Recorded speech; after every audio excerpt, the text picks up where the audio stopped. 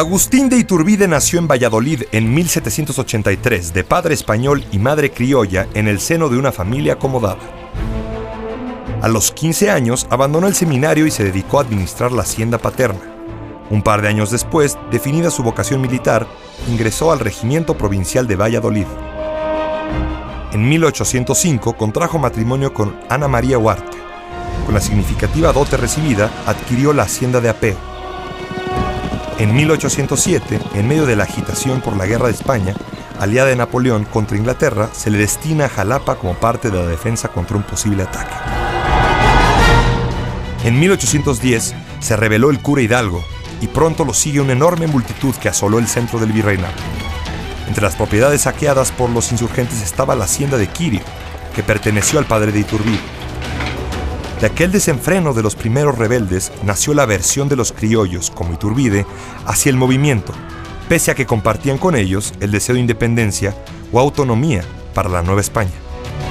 Hidalgo y los que lo sucedieron, siguiendo su ejemplo, desolaron al país, destruyeron las fortunas, radicaron el odio entre europeos y americanos, sacrificaron millares de víctimas. Lejos de conseguir la independencia, aumentaron los obstáculos que a ella se oponían. Iturbide comenzó su vertiginoso ascenso en el ejército realista. Durante 6 años no perdió una sola batalla, aún en situaciones comprometidas y con desventaja numérica. En diciembre de 1813, en las afueras de Valladolid, el ya coronel Iturbide participó en la victoria de los realistas sobre José María Morelos, en un encuentro que señala el inicio del declive del cura de Caracual.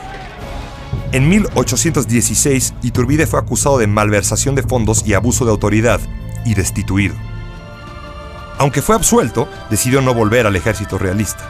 Pero desde entonces ideó la posibilidad de lograr la independencia, aunque juzgaba necesario exterminar antes a los insurgentes.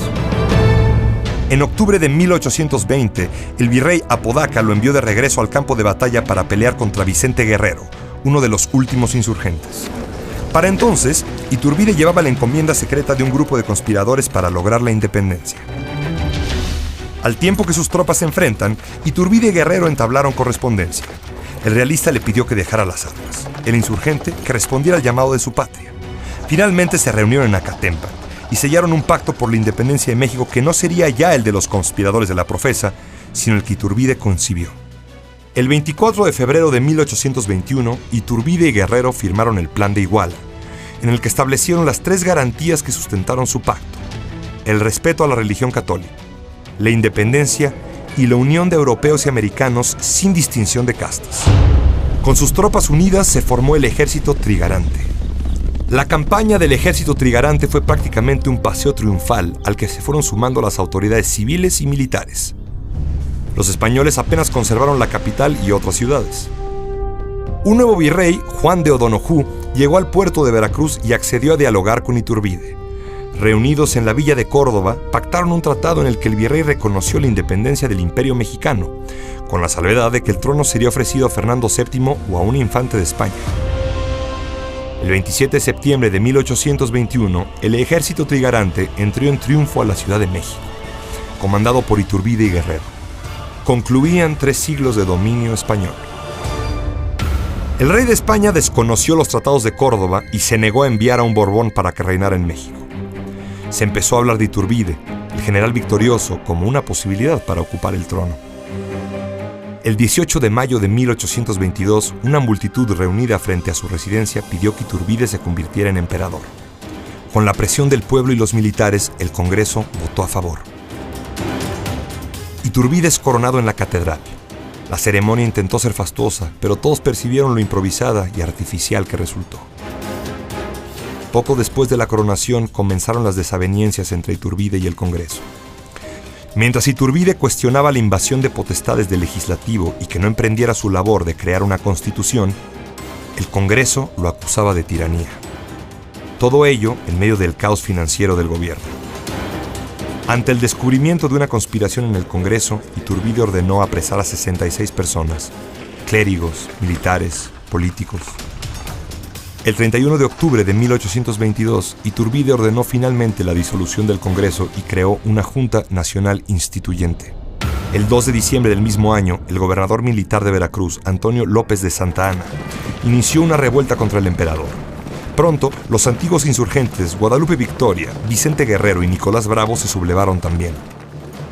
La situación de Iturbide se agravó cuando en febrero de 1823 los principales rebeldes firman el Plan de Casamata, al que se unieron también 3 de los generales con los que los combatía: Echavarri, Cortázar y Lobato.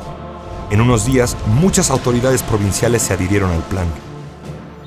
Finalmente, Iturbide restableció el Congreso y el 19 de marzo de 1823 abdicó al trono, partiendo enseguida hacia Europa. El Congreso tomó venganza de Iturbide. Lo humilló, considerando su elección nula, y más tarde lo declaró traidor y enemigo de México, y condenándolo a muerte en caso de retornar a México. Al mismo tiempo que se intentaban borrar los hechos y fechas festivas relacionadas con Iturbide, se recuperó la memoria de los iniciadores de la Guerra de Independencia y sus restos fueron reunidos y enterrados en la catedral. En Europa, España intentó con sus países aliados urdir un plan de reconquista. Convencido de que el ataque español ocurriría en un momento u otro, lo que sucedió en efecto en 1829, Iturbide decidió regresar a México y ofrecer su ayuda en caso de guerra. Ignoraba que el Congreso había decretado su ejecución en caso de que él pisara el país. Enemigo público del Estado. Apenas pisó territorio mexicano, Iturbide fue aprehendido y enviado a Padilla, donde sesionaba el Congreso local. Sin juicio, abogado, juez o declaración, cumpliendo el decreto federal, el Congreso ordenó fusilarlo. El cuerpo de Iturbide fue sepultado en la vieja y destechada iglesia de Padilla. En 1838 sus restos fueron trasladados a la Catedral Metropolitana. Ahí siguen, apartados del sitio en que están los huesos de Hidalgo y Morelos, en la columna de la Independencia. Iturbide cometió sin duda muchos errores durante su reinado y sus acciones, como las de cualquier gobierno, no fueron todas justas. Pero la responsabilidad que le atribuyeron sus enemigos, la sed de poder absoluto, no corresponde del todo a la verdad histórica. Iturbide, antes que como un emperador absoluto, se comportó como un dubitativo monarca republicano, renuente a ejercer el poder y dispuesto a compartirlo con un Congreso hostil hasta que la situación se volvió insostenible. En el patíbulo de Padilla, Iturbide no obtuvo el perdón de sus contemporáneos. En sus últimas palabras, el emperador caído imploró inútilmente que su nombre no fuera manchado con el baldón de traidor que le ha acompañado por casi 2 siglos. Sería justo volver a su vida con una mirada de respeto y de comprensión. Lo merece.